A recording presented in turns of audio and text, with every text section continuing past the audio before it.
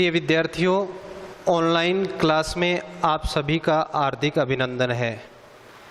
पिछले वीडियो में हमने सूरदास जी के कुछ पद पढ़ लिए थे।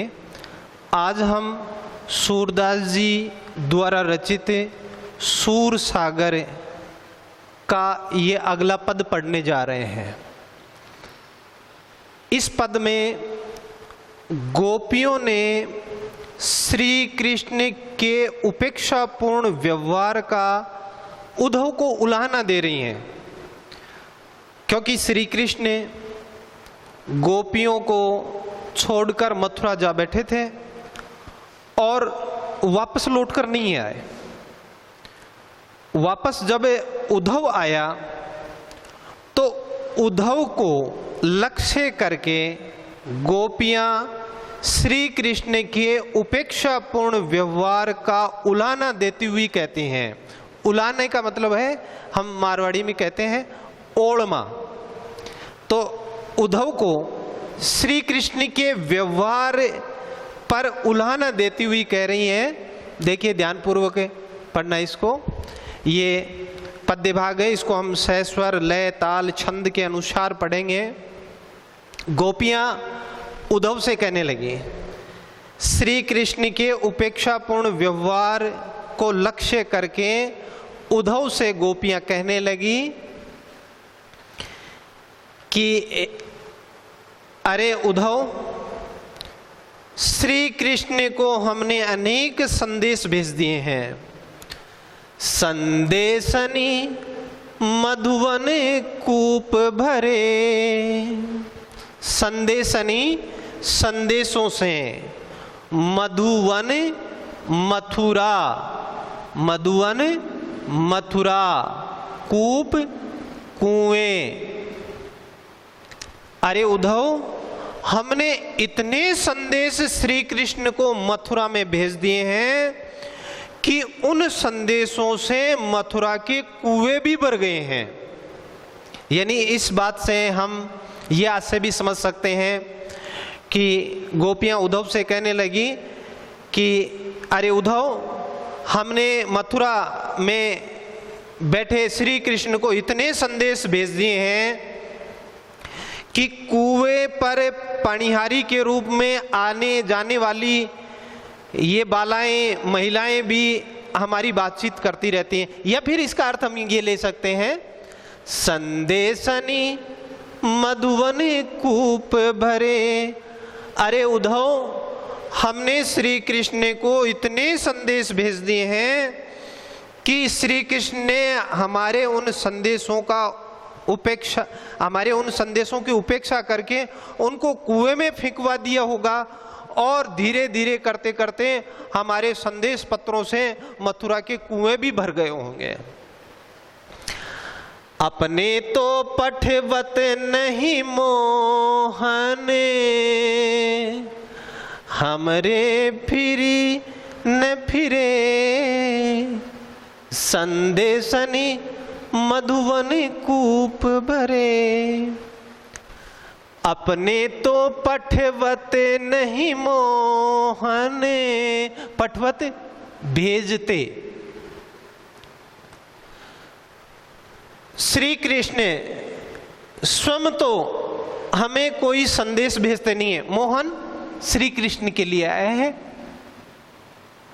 अपने तो पठवत नहीं मोहने, श्री कृष्ण स्वयं तो हमें कोई संदेश भेजते नहीं हैं। हमने जो संदेश भेजे उन संदेशों को पढ़ा नहीं, उपेक्षा करके उनको कुएं में फेंकवा दिया और वो कुएं भर गए होंगे। अपने तो पठवत नहीं मोहने, श्री कृष्ण मोहन, मन को मोहने वाले श्री कृष्ण स्वयं तो कोई पत्र या संदेश भेजते नहीं है। हमरे फिरी न फिरे, फिरे लौटकर, लौटकर।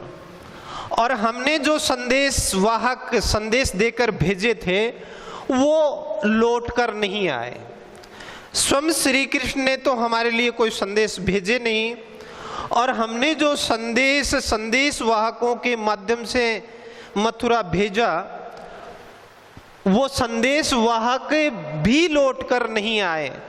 फिर वो जो संदेश वाहक गोपियां ब्रज से मथुरा भेजती हैं संदेश लेकर, उनके बारे में संदेह व्यक्त करती हैं कि वो जो संदेश लेकर के संदेश वाहक मथुरा गए थे, उनका हुआ क्या।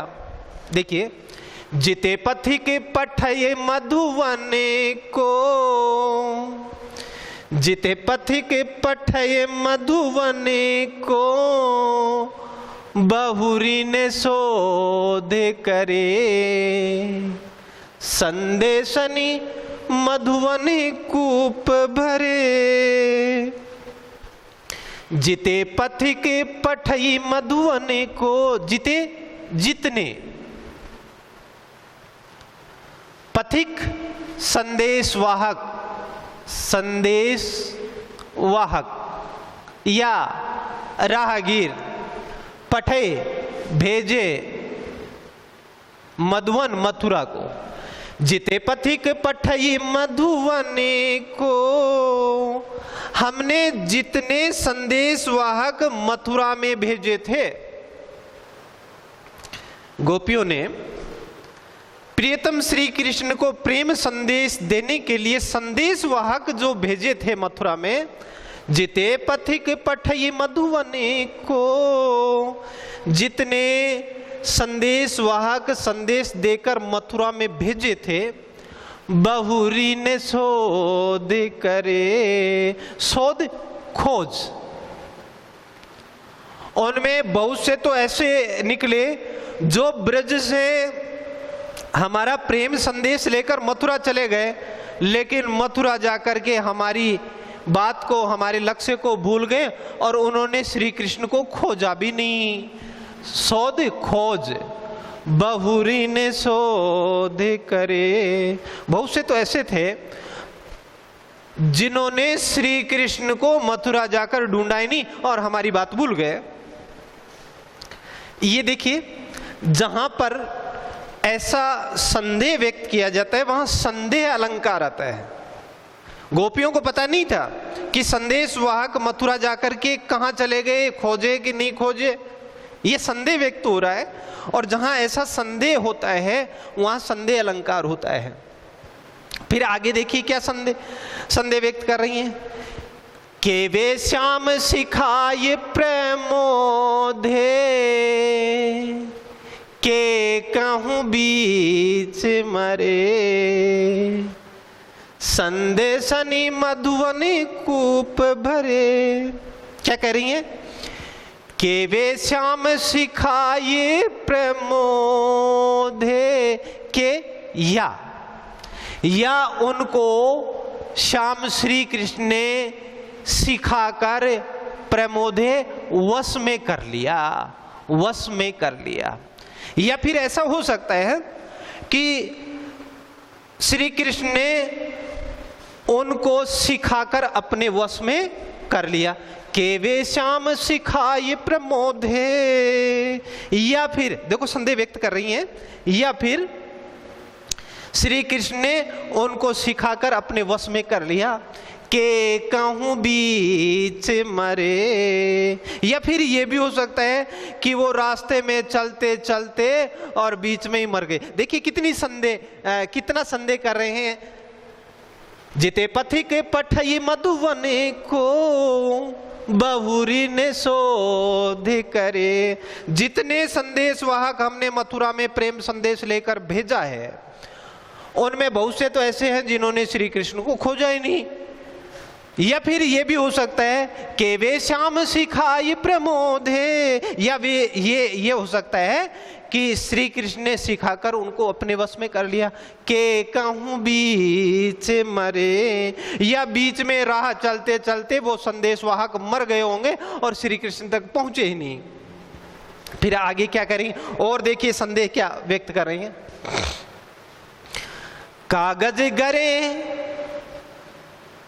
कागज गरे मेघ मसी खूंटी, सर दब लागे जरे।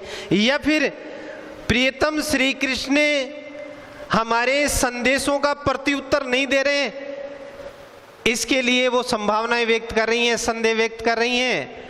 कागज गरे मेघ, कागज गल गए होंगे, मेघ वर्षा, मथुरा में खूब वर्षा हुई और कागज गल गए।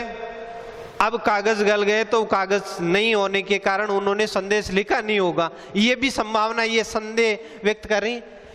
कागज गरे मेघ, मेघ वर्षा, वर्षा के कारण कागज गल गए होंगे और बगैर कागज के प्रियतम श्री कृष्ण ने प्रेम संदेश किस पर लिखे हैं।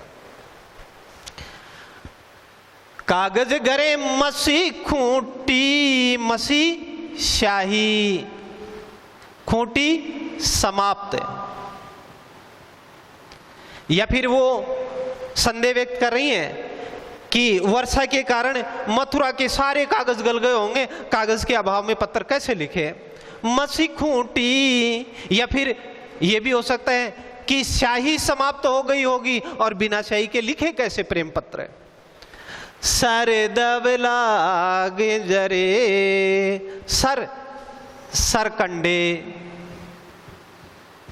दव दावानल, दावानल क्या होती है, वन में लगने वाली आग, जंगल में लगने वाली आग। और सरकंडा क्या होता है, पहले सरकंडे से यानी मोटा तिनका होता था, उससे कलम बनाते थे और उस कलम को इंक में डुबो करके फिर लिखते, फिर इंक में डुबो करते फिर लिखते थे। कलम पहले ऐसी होती थी। तो जो पेन है, कलम है, वो सरकंडे की बनती थी, किसी मोटे तिनके की बनती थी। तो इसमें संदेह व्यक्त कर रही है, सर दब लाग जरे, दब धवानल, जंगल में लगने वाली। मथुरा के जंगलों में आग लग गई होगी और सारे सरकंडे जल गए, इसीलिए कलम न होने के कारण प्रियतम ने संदेश नहीं भेजा होगा। देखो क्या क्या संदेह व्यक्त कर रही है। कागज गरे मेघ, या तो कागज गल गए, बहुत वर्षा हुई, कागज गले, अब बेचारा कागज के बिना प्रियतम श्री कृष्ण ने लिखे किस पर। या फिर ये हो सकता है मसी खूंटी, शाही समाप्त हो गई, शाही के बिना लिखे कैसे। सर दब लाग जरे, या फिर मथुरा के वन में आग लग गई होगी और कोई भी कलम बनाने के लिए सरकंडा बचा ही नहीं होगा, सारा जंगल जल गया। आगे क्या कह रही है, सेवक सूर्य लिखन को आंधो, पलक कपाट अरे। सेवक सूर्य लिखन को आंधो, या गोपियां उद्धव से कह रही हैं कि श्री कृष्ण का जो सेवक है, जो दास है, वो सूरदास है और अंधा है। सेवक सूर्य लिखन को अंधो, श्री कृष्ण का दास है, वो अंधा है। पलक कपाट अरे, और उसके पलक रूपी कपाट, कपाट खिड़कियां, पलक रूपी कपाट खिड़कियां, पलक रूपी खिड़कियां अरे अड़ गए, बंद हो गए।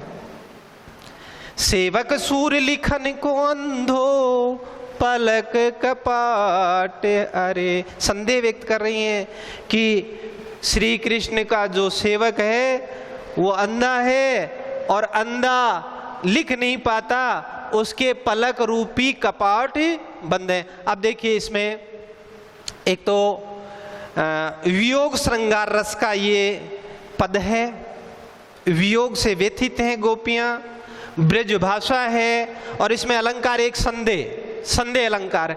अनेक संदेह व्यक्त कर रही हैं, इसीलिए संदेह अलंकार है। क्या क्या संदेह है कि बहुत से पथिकों ने श्री कृष्ण को खोजा नहीं, या जो गए हैं उनको श्री कृष्ण ने अपने वश में कर लिया होगा, या बीच में मर गए होंगे, कागज गल गए होंगे, स्याही समाप्त हो गई होगी, जंगल में आग लग गई होगी, और या फिर सूरदास जी भगवान श्री कृष्ण का सेवक अंधा है और उसके पलक रूपी कपाट बंद है। ऐसे संदेह व्यक्त करने के कारण संदेह अलंकार है।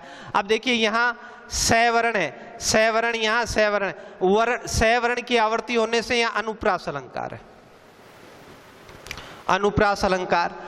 और पलक, पलक आंखों की पलकों को कपाट किवाड़ का रूपक देने से यहाँ रूपक अलंकार है, रूपक अलंकार है। अब देखिए इसमें प्यारे बच्चों कुछ अभ्यास प्रश्न है, हम अभ्यास प्रश्नों पर थोड़ा सा निगरानी डालें। पहला प्रश्न है इसी पद से संबंधित, पहला प्रश्न है मथुरा के कुएं संदेशों से कैसे भर गए। मथुरा के कुएं संदेशों से कैसे भर गए, तो कैसे भर गए? श्री कृष्ण के उपेक्षा पूर्ण व्यवहार का उलाहना देती हुई गोपियां उद्धव से कह रही हैं कि प्रियतम श्री कृष्ण को हमने इतने संदेश भेज दिए कि यदि वे हमारे संदेश पत्रों की उपेक्षा करते हुए कुएं में भी फेंकवा दिया तो वो कुएं भी उन संदेश पत्रों से भर गए होंगे। या फिर इसका कहने का मतलब ये भी हो सकता है कि हमने इतने पत्र भेज दिए कि सारे मथुरा वासियों को पता लग गया और जो कुएं पर सुबह शाम पनियारियों का जमावड़ा होता है वो भी हमारे प्रेम के बारे में, संदेशों के बारे में चर्चा परिचर्चा करती होंगे। इस प्रकार से मथुरा के कुएं संदेशों से भर गए थे।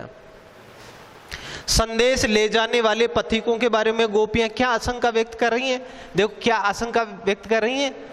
जिते पथिक पठई मधुवन को बहुरिन शोध करे। संदेश ले जाने वाले पथिकों के बारे में गोपियां आशंका व्यक्त कर रही हैं कि हमने जितने संदेश वाहक मथुरा में भेजे थे उनमें से बहुत से तो ऐसे होंगे जिन्होंने वहां जाकर श्री कृष्ण को खोजा भी नहीं और हमारी बात भूल गए। एक तो ये आशंका व्यक्त कर रही हैं। दूसरी ये आशंका व्यक्त कर रही हैं कि जो पहुंच गए उनको श्री कृष्ण ने सिखाकर अपने वश में कर लिया होगा, या फिर वो बीच रास्ते में ही चलते चलते मर गए होंगे। ऐसी आशंका व्यक्त कर रही हैं। अब देखो ये अगला तीसरा प्रश्न है। सेवक सूर लिखने को आंधो पलक कपाट अरे। उक्त पंक्ति में निहित अलंकार, तो सेवक सूर सैवर्ण की आवर्ती हो रही है। ये अनुप्रास अलंकार। अनुप्रास अलंकार कहाँ होता है? जहां एक या एक से अधिक वर्णों की आवृत्ति हो कर्मानुसार, चाहे स्वर समान नहीं हो। यहाँ देखो स के साथ एक ही मात्रा है, यहाँ स के साथ उ की मात्रा है। स्वरों की समानता की कोई जरूरत नहीं, पर व्यंजन समान होने चाहिए और क्रमबद्ध रूप से आवृत्ति हो, तो वहां अनुप्रास अलंकार है। इसमें अनुप्रास अलंकार है जहां काव्य पंक्ति में एक या एक से अधिक वर्ण की आवर्ती कर्मानुसार हो, चाहे स्वरों की समानता नहीं हो, वहां अनुप्रास अलंकार होता है। फिर आगे देखो, पलक कपाट अरे। यहां पलकों को पलक रूपी कपाट, पलक रूपी कपाट या किवाड़, पलक रूपी किवाड़, ये जो पलकें हैं इनको कपाट किवाड़ का रूपक दे दिए, इसलिए यहां रूपक अलंकार होता है। जहां उपमेय पर उपमान का अभेद आरोप किया जाए, यानी पलकों को कपाट मान लिया गया है, पलक और कपाट में कोई अंतर नहीं किया, इसीलिए यहाँ रूपक अलंकार है। तो उक्त पंक्ति में दो अलंकार हैं, एक तो अनुप्रास अलंकार है, सैवर्ण की आवर्ती होने से अनुप्रास है, और यहाँ पलकों को कपाट का रूपक देने से रूपक अलंकार है।